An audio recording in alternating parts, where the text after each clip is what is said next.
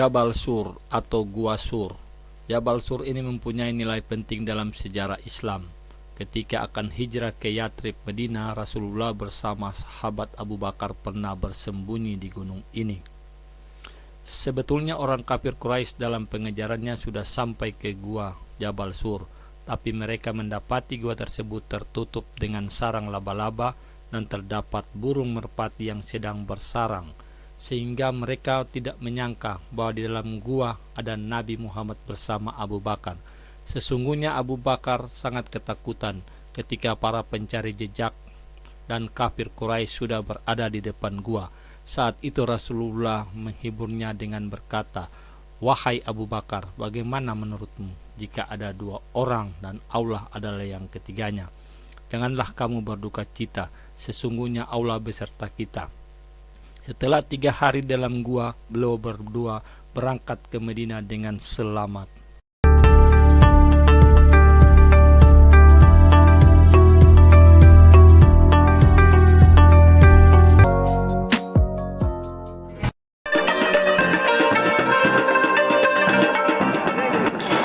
Jabal Rahmah memiliki ketinggian 70 meter dan di atasnya dibangun sebuah tugu persegi 4 dengan ketinggian 8 meter. Tapi tahukah Anda, di Jabal Rahmah terjadi 3 peristiwa bersejarah yang maha dahsyat pengaruhnya bagi umat muslim setelahnya.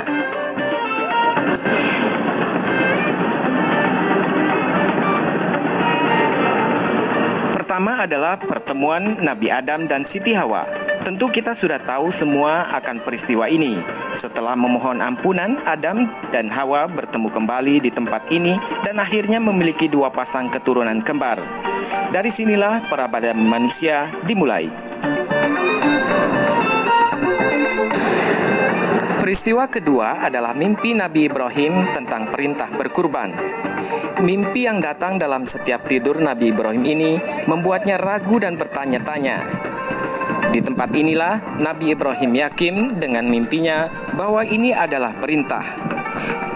Perintah berkurban ini selanjutnya dilaksanakan setiap tahun oleh umat muslim bagi yang mampu.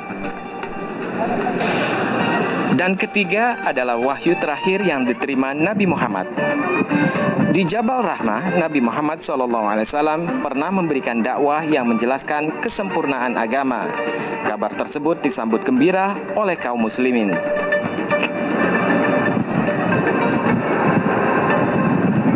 Kabar yang disampaikan Nabi Muhammad ini ternyata membuat Umar bin Khattab dan Sayyidina Abu Bakar menangis karena mereka berfirasat akan ditinggalkan oleh Rasulullah.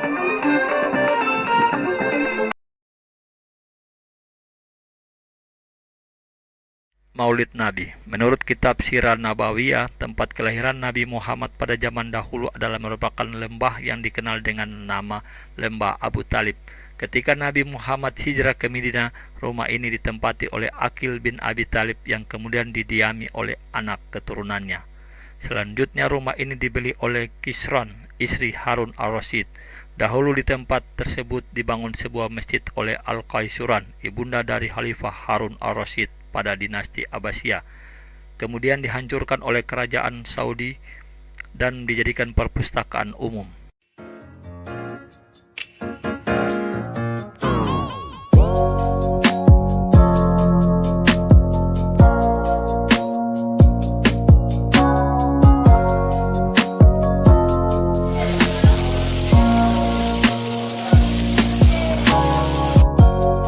Masjid Jin. Masjid Jin terletak di kawasan Ma'la. Dinamakan Masjid Jin karena di tempat tersebut pernah para jin berbayat kepada Nabi. Masjid ini juga mempunyai nama lain yaitu Masjid Haras atau penjaga, karena di tempat ini dahulu para penjaga kota Mekah melaporkan situasi kepada komandannya.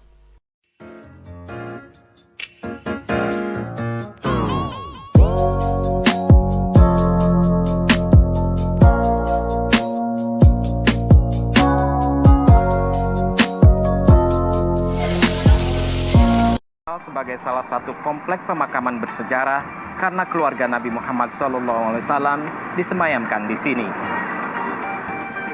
Al-Ma'la terbentang di dataran tinggi Bukit Jabal As-Saidah, perkampungan Al-Hujun yang terletaknya tidak jauh dari Masjidil Haram.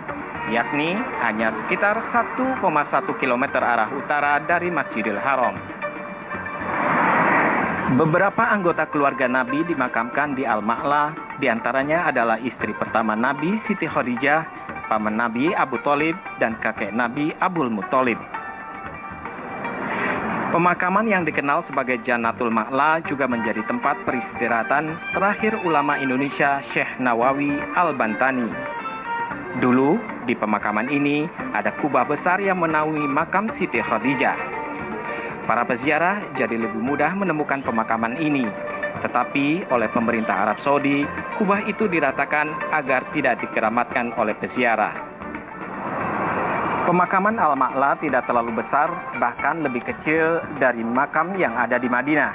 Namun Al-Ma'la memang menjadi tempat pemakaman yang menjadi pilihan masyarakat di kota Makkah.